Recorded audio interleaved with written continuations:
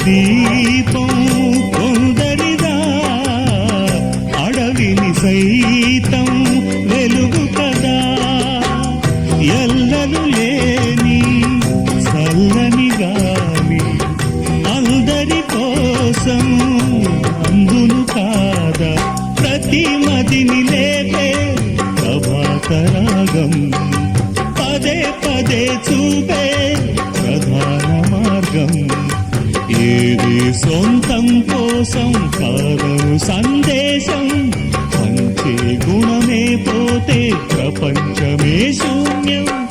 ఇది తెలియని మనుగడ కథ దిశ నెరుగని గమనము కథ సరళి రాధ తనే వసంతం తన దరికి రాని వన